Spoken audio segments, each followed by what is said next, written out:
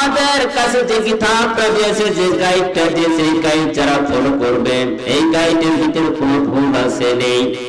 যালিকাল কিতাবু লা রাইবা ফিহি হুদাল লিল মুত্তাকিন, এই কোরআনের ভিতরে কোনো সন্দেহের অবকাশ আছে নেই। সম্মানিত ভাইরা, আল্লাহ রাব্বুল আলামিন যে কিতাবটা দিয়েছেন আমাদের কাছে, এটাই হলো একমাত্র হুদাল লিল মুত্তাকিন, মুত্তাকিনদের জন্য। আওয়াজ দিয়ে বলেন ঠিক কিনা? সম্মানিত ভাইরা, কোরআনটা এসেছে একমাত্র রাসূলের উপর অবতীর্ণ হয়েছে। কোরআনটা নাযিল হয়েছে আল্লাহর রাসূলের উপর, জনাবে মুহাম্মদ রাসূলুল্লাহ সাল্লাল্লাহু আলাইহি ওয়াসাল্লাম নবীর উপর প্রেরিত হয়েছে আল কোরআন। এই কোরআন নিয়ে কত ষড়যন্ত্র চলতেছে।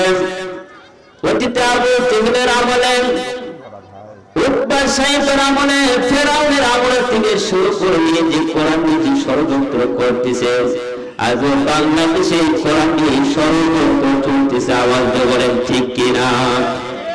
সম্মানিত ভাইরা, রাসূলের কাছে যখন কোরআন নাযিল হয়, আল্লাহ রাসূল কোরআনের কথাগুলো যখন মানুষের সামনে উপস্থাপন করে কথাগুলো বলতেন, রাসূল আকরাম সাল্লাল্লাহু আলাইহি ওয়াসাল্লামের কোরআনগুলো যে জাতি থেকে শুরু করে সকলেই শুনতেন। আওয়াজ দিয়ে বলেন সুবহানাল্লাহ।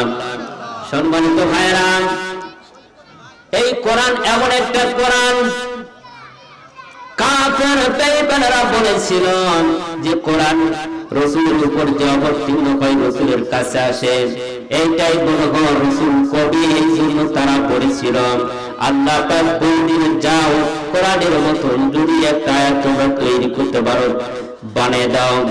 ইন কুনতুম ফি রাইবিন মিম্মা নাযালনা আলা আবদিনা ফাতু বিসূরাতিন বিমিসলিহি ওয়া তু'ু শুহাদাআকুম মিন দুনিল্লাহি ইন কুনতুম সাদিকিন। সম্মানিত ভাইরা, আল্লাহ পাক রাসূলের উপর কোরআন অবতীর্ণ করেছেন। আল্লাহ পাক বলে দিলেন, আমার নবীর উপর আমি কোরআন অবতীর্ণ করেছি, তোমাদের যদি কোনো সন্দেহ থাকে তাহলে তোমরা এরকম একটা আয়াত তৈরি করো, ইন কুনতুম সাদিকিন, যদি তোমরা সত্যবাদী হও। সম্মানিত ভাইরা, কোরআনুল কারীম অবতীর্ণ হয়েছে নবীর উপর। যে কোরআন আল্লাহর নবীর উপর নাযিল হয়েছে, এই কোরআন পৃথিবীর ভিতরে যত কিতাবগুলো আছে সবচেয়ে বড় কিতাব হলো আল কোরআন। তাওরাত দিয়েছে, জাবুর দিয়েছে, ইনজিল দিয়েছে। সম্মানিত ভাইরা, এর ভিতরে হিন্দুদের কিতাব দিয়েছে। হিন্দুদের ভিতরে যেগুলো গীতা বলেন, বাইবেল বলেন, চিন্তা বিস্তার বলেন, এইগুলো যারা বর্ণনা করেছে, লিখেছে, তারা কিন্তু লিখতে পারবে না। ওদের গুরু কিতাব বন্ধু করে সরকার করে ওরা কিন্তু বলতে পারবে না, লিখতে পারবে না। আমার আল্লাহ এমন একটা সহজ করে দিয়েছেন বান্দাদের জন্য, বান্দা বান্দীদের জন্য এমন একটা সহজ করে দিয়েছে আল কোরআন। এই কোরআন যখন মানুষ যদি কেউ নিজের করে সরকার করেন, এই পৃথিবীর ভিতরে প্রায় 100 প্রায় 2 কোটির চাইতে বেশি কোরআনের হাফেজ আছে। আওয়াজ দিয়ে বলেন ঠিক কিনা? সম্মানিত ভাইরা, প্রত্যেকটা কিতাব পুরো সরকার করতে পারবে, কোরআন কিন্তু পুরো সরকার করলে আবার পুরোই তৈরি করতে পারবে। সম্মানিত ভাইরা, এই জিনিসটা দিয়েছেন কে? আল্লাহ রাব্বুল আলামিন। এই ছেলে করে ভিতরে ছোট্ট একটা ব্রেনের ভিতরে আমার আল্লাহ কোরআনুল কারীম দিয়েছেন, মানুষদেরকে বোঝানোর জন্য, মুখস্থ করার জন্য শক্তি দিয়েছেন। কিন্তু মানুষ বোঝে না। যদি মানুষ বুঝতো যে কোরআন নামক জিনিসটা কি, এইটা যদি বুঝতো, কোরআন নিয়ে কোনদিন পৃথিবীর ভিতরে কেউ কোরআনকে অপমান করতো না। কথা বলেন ঠিক কিনা? সম্মানিত ভাইরা, কোরআন যখন অবতীর্ণ হয়, জিন জাতিগুলো এরা তখন তাওরাত, জাবুর, ইনজিল এগুলো কিতাব পড়ে শুনেছে, বিভিন্ন বই পুস্তক শুনেছে, কিন্তু কোরআন শোনা মাত্র ইন্না সামি'না কুরআনান আজাবান, এটা তার নিশ্চয় তার কোন কিতাব কোনদিন আমরা শুনতে পারি নাই, শুনিও নাই। এমন একটা জিন জাতি ছিল তারা 500 বছর এবং 1500 2000 বছর পর্যন্ত তারা শ্রবণ করেছে, কিন্তু এই কোরআন নামক শোনা মাত্র অন্তরটা তাদের ভরে গেছে। চিৎকার দিয়ে বলেন সুবহানাল্লাহ। সম্মানিত ভাইরা, এমন একটা কোরআন, এইটা শোনা মাত্র জিন জাতিরা পর্যন্ত আকৃষ্ট হয়ে গেল কোরআনের প্রতি, কিন্তু মানব জাতি পর্যন্ত এখনো কোরআনের প্রতি আকৃষ্ট মহব্বত করতে পারলো না। তার হতভাগা বিশ্ব জগতে কোনো মানুষ হতে পারে না। আওয়াজ দিয়ে বলেন ঠিক কিনা?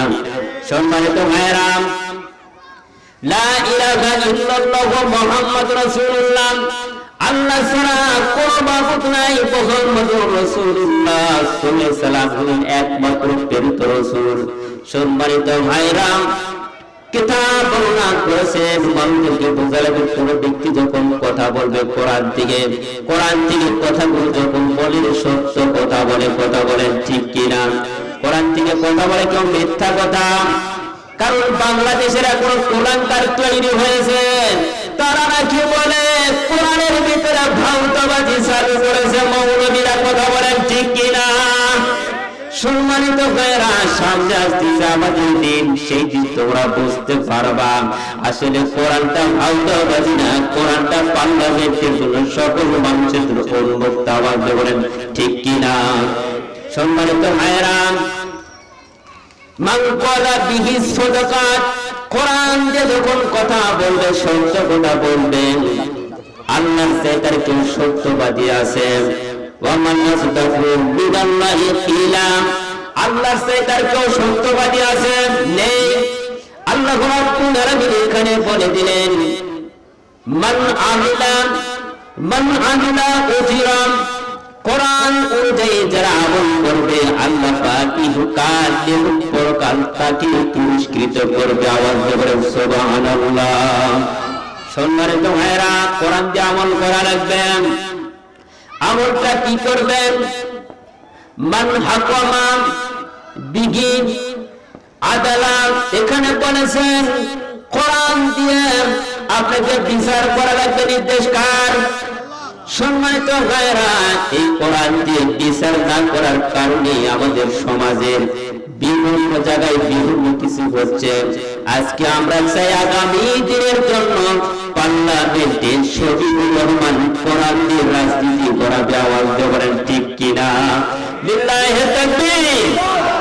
সম্মানিত ভাইরা, আগামী দিনের ভবিষ্যৎ আমাদের ডক্টর শফিকুর রহমান বাংলাদেশের পার্লামেন্টে দেখতে চাই।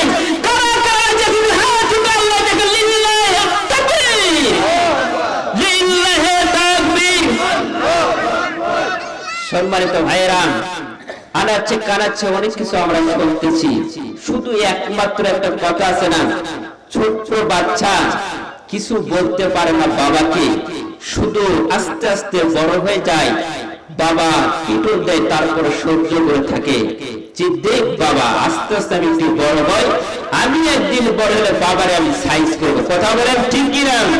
আমরা সমাজে বড় সকল মুসলমান ঐক্যবদ্ধ হয়ে জালিমদেরকে বাংলার আনাচে কানাচে থাকতে দিব। আওয়াজ বলেন ঠিক কিনা?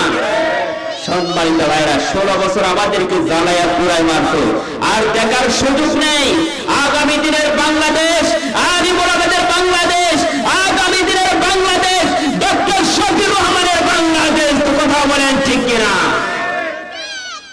সম্মানিত ভাইরা, অনেক মানুষ বলে কোরআনের ভিতরে রাজনীতি নেই। ঠিক, কোরআনের ভিতরে রাজনীতি আছে কিনা আজকে দলিল দিয়ে দিব ইনশাআল্লাহ। সম্মানিত ভাইরা, আগেই বলেছেন কোরআন দিয়ে বিচার করা লাগবে। কোরআনটা এমন একটা জিনিস, মানুষের মগজের ভিতরে ঢোকার ক্ষমতা আল্লাহ পাক দিয়েছেন, মুখস্থ করার শক্তি পর্যন্ত আল্লাহ পাক দিয়েছেন। কোরআন একটা সহজ পদ্ধতিতে আল্লাহ পাক মানুষদেরকে জেনের ভিতরে প্রেমের ভিতরে মুখস্থ করার শক্তি দিয়েছে। বলেন সুবহানাল্লাহ। পৃথিবীর ভিতরে যত কিতাব বেদ পড়েন অথবা চিন্তা বিস্তার করেন, এই কিতাবগুলো মানুষ কখনো মুখস্থ করতে পারে না। মুসলমান জাতি কোরআন মুখস্থ করে দ্বিধাবোধ লাগে না, বলতে পারেন ঠিক কিনা? এই প্রেমের ভিতরে ঢুকে দেয় তিনি কে? সম্মানিত ভাইরা, এত সহজ পদ্ধতি দেন, এত সহজ করে দেন আল্লাহ পাক। কোরআনটা যখন নাজিল হয় রাসূল আকরাম সাল্লাল্লাহু আলাইহি সাল্লামের কাছে, জিবরাইল একবার শুনে, রাসূল একবার শুনে, এভাবে ধারাবাহিক রাসূল শুনেছে দুইবার, জিবরাইল শুনেছে, চিৎকার দিয়ে বলেন সুবহানাল্লাহ। দুইবার, তিনবার করে চারবার হলো। যদি এর ভিতরে রাসূল যদি না শুনতো, জিবরাইল যদি না শুনতো, জিবরাইল যদি না শুনতো, রাসূল যদি না শুনতো, উল্টা পাল্টা হয়ে হয়তো কমজোরি হতে পারত, কথা বলেন। কিন্তু একটা কমজোরি নেই, একটা আয়াতকে অস্বীকার করা যাবে না, একটা নোক্তাকে অস্বীকার করা যাবে না, জের জবর কোনো কিছুকে কোনো প্রকারে আমাকে আপনাকে কোনো প্রকার ভুল বোঝা যাবে না। আল্লাহ পাক যেটা দিয়েছে মানব জাতির জন্য প্রত্যেকটা যে সেটিং করে দিয়েছে, কোনটা হালাল হারাম, কোনটা রাজনীতি, কোরআনটা পুরোটাই রাজনীতি। কেউ যদি বলে কোরআনটা রাজনীতি নয়, আবার বড় বড় ব্যক্তি করার জন্য আছে রাজনীতি কি কোরআন সেটা বোঝে না, বোঝে ও জানে না কোরআনটা রাজনীতি কিনা। কোরআনটা প্রত্যেকটা সেক্টরে, প্রত্যেকটা আয়াত সব কিছু আল্লাহ পাক সেট করে দিয়েছেন বান্দা বান্দির জন্য। কোরআনটা একদম করে দিয়েছে মানব জাতির জন্য কল্যাণ স্বরূপ করে দিয়েছে। রাজনীতির থেকে শুরু করে প্রত্যেকটা জিনিস আল্লাহ কোরআনের ভিতরে দিয়েছেন। সম্মানিত ভাইরা, কোরআনকে আপনি প্রশ্ন করতে পারবেন, কোরআন তুমি কোন জায়গায় ছিলে, কোথায় থেকে এসেছো, এগুলো প্রশ্ন করতে পারেন কি পারেন না? এগুলো কোরআন উত্তর দিতে পারে কি পারে না? কোরআন কোথায় তুমি ছিলা বলতে তো পারবেন। কোরআন কোথায় ছিল? লাউহে মাহফুজে আসিল, সেখান থেকে এসেছে। বাল হুয়া কুরআনুন মাজিদ ফি লাউহিন মাহফুজ। কোরআন আমি লাউহে মাহফুজ ছিলাম, সেখান থেকে এসেছি। কারো অবতীর্ণ হয়েছে, এটা কি উত্তর দিতে পারবে না? সম্মানিত ভাইয়েরা, কোরআন অবতীর্ণ হয়েছে কার উপর? রাসূলের উপর। আল্লাহ পাক রাসূলের উপর অবতীর্ণ করেছে, সেইটা কি বলতে পারে না? ওয়া আমিনু বিমা নুনাজ্জিলু আলা আবদিনা মুহাম্মদ, মুহাম্মাদের উপর কোরআন অবতীর্ণ হয়েছে। কোরআন কোন দিন, কোন সময়, কোন মাসে অবতীর্ণ হয়েছে? কোরআনটা একমাত্র রমজান মাসে অবতীর্ণ হয়েছে। কোন সময়, দিনে না রাত্রে, এটা তো দিয়েছে। শাহরু রমাদানাল্লাযী উনজিলা ফীহিল কুরআন। সম্মানিত ভাইরা, কোরআনটা নাযিল হয়েছে রমজান মাসে। আসলে দিনে, কোন দিনে, কোন সময় হয়েছে? ইন্না আনজালনাহু ফী লাইলাতিল কদর। কোরআনটা অবতীর্ণ হয়েছে লাইলাতুল কদর রাত্রে। চিৎকার দিয়ে সুবহানাল্লাহ। সম্মানিত ভাইরা, কোরআন এসেছে কাদের উদ্দেশ্যে, কি উদ্দেশ্যে আসলো, কি কারণে কোরআনটা এসেছে? লিতুখরিজান নাস মিনাজ যুলমাতি ইলান নূর। সম্মানিত ভাইরা, কোরআনটা এসেছে অন্ধকার আচ্ছন্নর পথ থেকে আলোর পথ দেখানোর জন্য। আলোক দিয়ে বলেন সুবহানাল্লাহ। কোরআনটা কিসের জন্য আসলাম? ভালো কথা, লাভটা কি পাওয়া যাবে, কি লাভ হবে? একটা বার বলো, কোরআন তুমি পৃথিবীর ভিতরে এসেছো, তোমার দ্বারা কি উদ্দেশ্যে কি হাসিল হবে? একটা বার বলো। কোরআন কি বলতে পারে কি পারে না? এবার কোরআন উত্তর দেয়, এই কারণে আমি এসেছি। মানুষের দিন, সমাজ, রাষ্ট্র, প্রত্যেকটা সেক্টরের জন্য আমি কোরআন অবতীর্ণ হয়েছি। বলেন সুবহানাল্লাহ।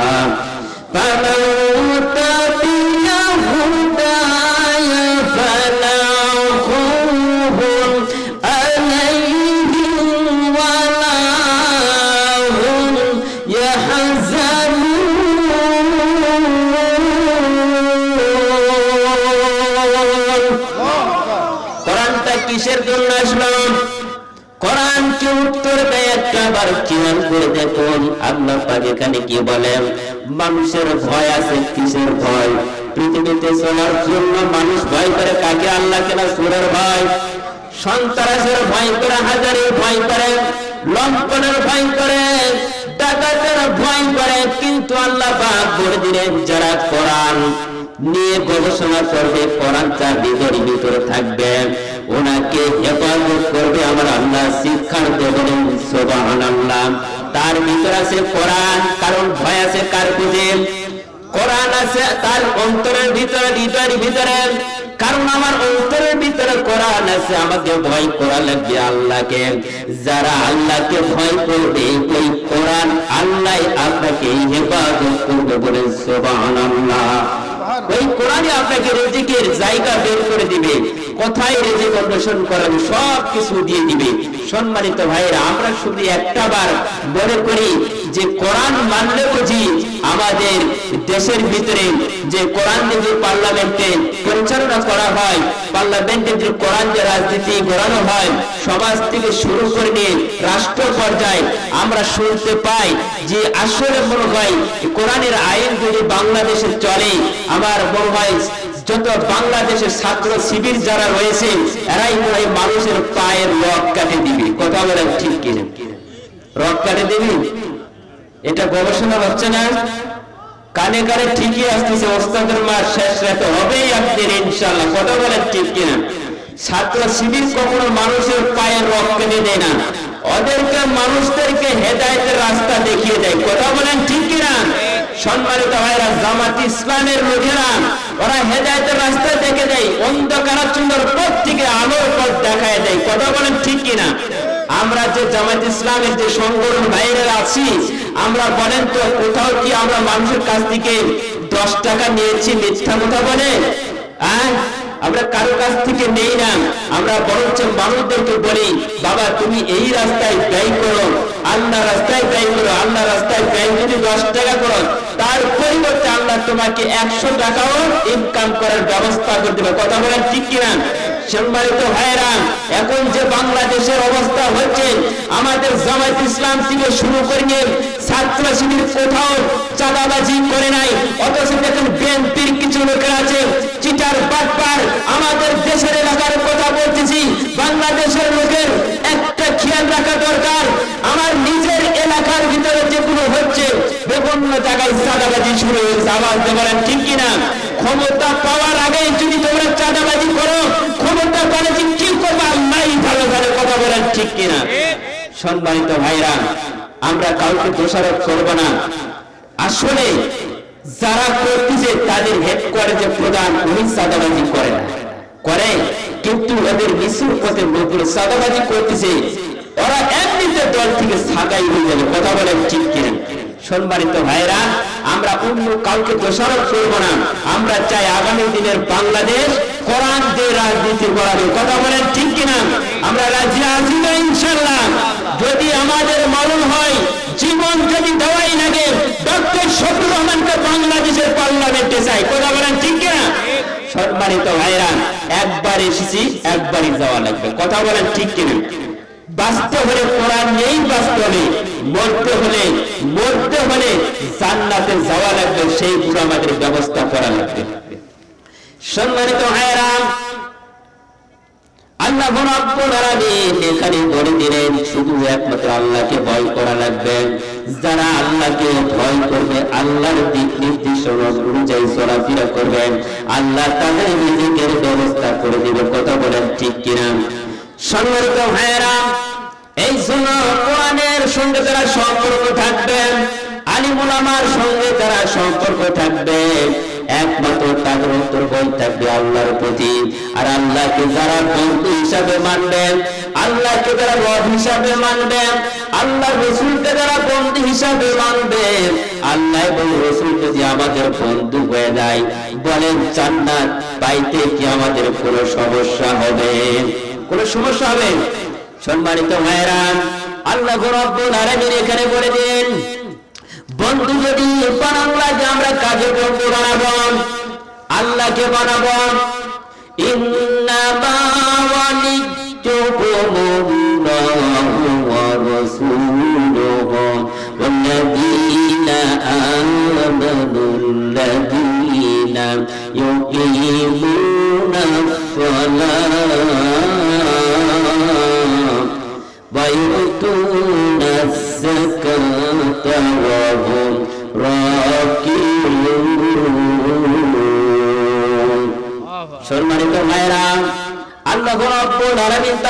জবানের ভিতরে বললেন, তোমাদের বন্ধু কেবলমাত্র আল্লাহ এবং রাসূল। চিৎকার দিয়ে বলেন ঠিক কিনা? আল্লাহ এবং রাসূলকে যারা বন্ধু হিসাবে মেনে নিবে, সম্মানিত ভাইরা, বন্ধু বানালাম। কিন্তু ইমানদার বান্দার কাজ করা লাগবে কি? নামাজ পড়া লাগবে, যাকাত প্রদান করা লাগবে, নির্দেশ কার? সম্মানিত ভাইরা, আর বিরত হওয়া লাগবে কার কাছে? আল্লাহর কাছে মত স্বীকার করা লাগবে। এটা হুকুম কার? আল্লাহর। সম্মানিত ভাইরা, বন্ধু আমাদের দেশের ভিতরে যে কোনো বন্ধু আছে, আপনারও বন্ধু থাকতে পারে, আমারও বন্ধু থাকতে পারে, কিন্তু যারা আল্লাহকে বন্ধু হিসাবে মেনে নিবেন, আল্লাহ তাদেরকে জান্নাত নসিব করে দেবে। আওয়াজ দিয়ে বলেন ঠিক কিনা? সম্মানিত ভাইরা, আমরা বন্ধু কাকে বানাবো? আল্লাহকে বানাবো, রাসূলকে বন্ধু বানাবো। আমার জীবনের কিছু ইতিহাস, ফেরাউনের ইতিহাস পড়েছি। ফেরাউন কি একেবারে খারাপ লোক ছিল? খারাপ লোক ছিল, কিন্তু একটা তার বড় অভ্যাস ছিল মানুষের সঙ্গে ঝগড়া করা। কথা বলেন ঠিক কিনা? ওর ছোটবেলার থেকে একটু ঝগড়া করা, ওর নীতি মানে একটু ঝগড়া করা। কেমনি মানুষদেরকে কষ্ট দেওয়া যায়, ঝগড়া করা যায়, এটা তার ভিতর নীতিটা ছিল। তো ফেরাউন প্রতিদিন এরকম ঝগড়া করে, করতে করতে মা বাবার কাছে নালিশ দেয় যে আমার ছেলে তো তাহলে ভালো না, তাহলে আমার ছেলেকে কি করা যাবে? এখন মা বাবাই চিন্তা করে যে আমার ছেলেকে ত্যায্যপুত্র করে দিব, আর বাড়িতে রাখবো না, এখান থেকে তারাই দিব। এবার ফেরাউনকে বলা হলো, নিজের মা বাবা বলে দিলেন, বাবা তুমি যে কার্যকলাপ করতেছো নীতিমালা এগুলো করা যাবে না, আর নিজে করো, তুমি এখান থেকে সরে যাও। চলে যাও, কোথায় যাবে? কিন্তু সম্মানিত ভাইরা, একদিন ছাড়া না, প্রতিদিনের ন্যায় এরকম ঝগড়া করে। একবার পিতা মাতা চিন্তা করলো আমার ছেলেকে রাখবো না, ঝগড়া করে তাকে ত্যায্যপুত্র করে বের করে দিলেন। ফেরাউন চিন্তা ভাবনা করলো আমি কোথায় যাব? আমার তো থাকার জায়গা নেই, বাড়িতে যাওয়া লাগবে এক জায়গায়। এবার যাওয়ার জন্য রেডি হয়ে গেল, আমি চলে যাবো, এদেশে থাকবো না, আমি বর্ডার পার হয়ে যাব। বর্ডার পার হওয়ার আগে কিন্তু চিন্তা ভাবনা করলো আমি কাকে সঙ্গে নিয়ে যাব। আসলে একাই যাব না, কাউকে নিয়ে যাব। হঠাৎ একজনের সঙ্গে দেখা হলো, সেই বন্ধু হলো হামান। হামান দুষ্টর সঙ্গে যখন দেখা হয়, বলেন তো ফেরাউনের বুদ্ধি বেশি না হামানের বুদ্ধিটা বেশি? হামানের বুদ্ধিটা হলো বেশি। হামান যেটাই বলে ফেরাউন একদমই ওইভাবে কান দিয়ে শোনে। এবার হামান আর ফেরাউনের সঙ্গে সাক্ষাৎ হয়ে গেল। ফেরাউন বলে, দোস্ত আমি দেশে আর থাকবো না।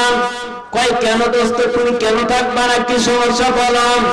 কয় না, আমি এই দেশে থাকবো না, আমার মা বাবা আমার দেখতে পারে না, আত্মীয় স্বজন মহব্বত করে না, ভালোবাসে না, আমি এই দেশ থেকে চলে যাবো, বর্ডার পার হয়ে অন্য দেশে যাব। সম্মানিত ভাইরা, এবার হামান বলে, দোস্ত তোমার যে হালত, তোমার যে অবস্থা, আমার একই অবস্থা। কই তাহলে দোস্ত দুইজনের অবস্থা যদি এক হয়, আমাদের দুইজনকে যাওয়া লাগবে বর্ডার পার হয়ে।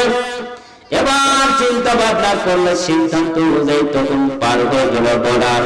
পার হয়ে যখন মিশরের ভিতর ঢুকলাম, একটা মানুষ যখন চলাফেরা করে 1.5-2 ঘন্টা মানুষের ক্ষুধা লাগে কিনা?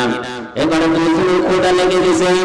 এবার ফেরাউনের হামান দুইজনে মিলে পরামর্শ করতেছে, দোস্ত ক্ষুধা তো লেগে গেল, খাওয়া লাগবে, কি খাবো আমরা, একটু খাওয়ার ব্যবস্থা করা। হামান বলতেছে, দোস্ত দেখা যায় একটা তরমুজের বাগান। কিসের বাগান? তরমুজের বাগান। সম্মানিত ভাইরা, ফেরাউনকে যখন বলা হলো, হামান বলল যে দোস্ত ওই যে দেখা যায় তরমুজের বাগান।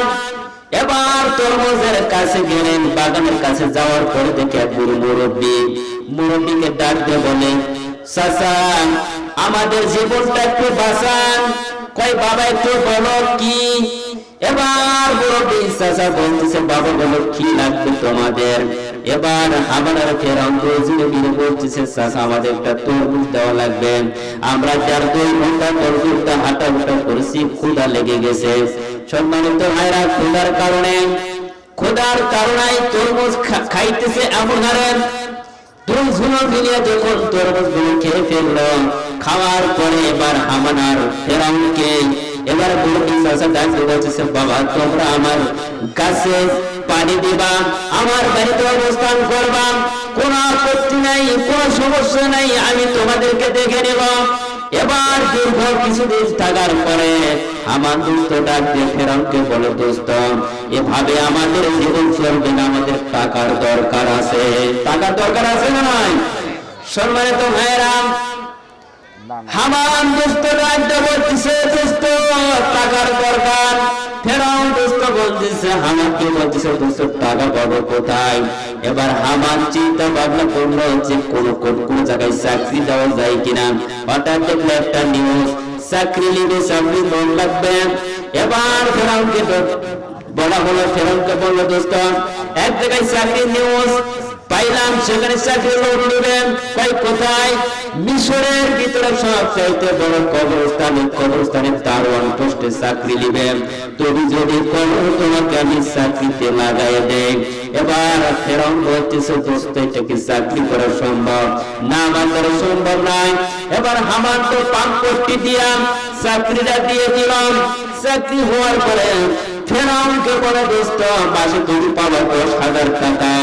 10,000 টাকা হলে আমাদের জীবনটা চলবে। এবার টাকার লোভ মানুষের আছে না নাই? সম্মানিত ভাইরা, ফেরাউন বলতেছে, দোস্ত ঠিকই বলেছো, 10,000 টাকা। এবার 10,000 টাকার বিনিময়ে 1 মাস চাকরি হয়ে গেল। আল্লাহর কি রহমত, সেই দেশের ভিতরে প্লেন রোগ হয়ে মানুষ মৃত্যুবরণ করতে শুরু করলাম। মানুষ যখন মরতে আরম্ভ করলো, তখন ফেরাউন আর হামান বন্ধুর পরামর্শ করে, দোস্ত এত লোক মারা যাচ্ছে, কেমনে দাফন করবা? এই দেশের ভিতরে যারা টাকাওয়ালা পয়সাওয়ালা যারা রয়েছে, ওদের কাছ থেকে 5,000 2,000 করে টাকা নেওয়া লাগবে। এই বুদ্ধিটা দিয়েছেন কে? হামান না ফেরাউন? হামান বলতেছে, দোস্ত 5,000 2,000 টাকা যদি নিতে পারে আমাদের ইনকামের ব্যবস্থা পারবে না করবে। আমাদের বাংলাদেশে যেরকম ছিল, চাকরি স্কুলের টাকা পাই 10,000, টেবিলের তলে খাই 20,000, ঘুষ বাংলাদেশে আছে না নাই? এগুলো বন্ধ করতে গেলে সর্বপ্রথম দরকার কি? আর কোরআন। কি লাগবে? কোরআন লাগবে। সম্মানিত ভাইয়েরা, কোরআন যারা মানবে ঘুষের টাকা খেতে পারবে না। কোরআন যারা মানবে জীবনে কোনদিন সুদের ব্যবসা করতে পারবে না। পারবে? সম্মানিত ভাইয়েরা, এবার হামান আর ফেরাউন, হামান দোস্ত এবার ফেরাউনকে বলে, দোস্ত আমরা তো 2,000 3,000 করে টাকা নিতে আরম্ভ করলাম। ফেরাউন বলতেছে, দোস্ত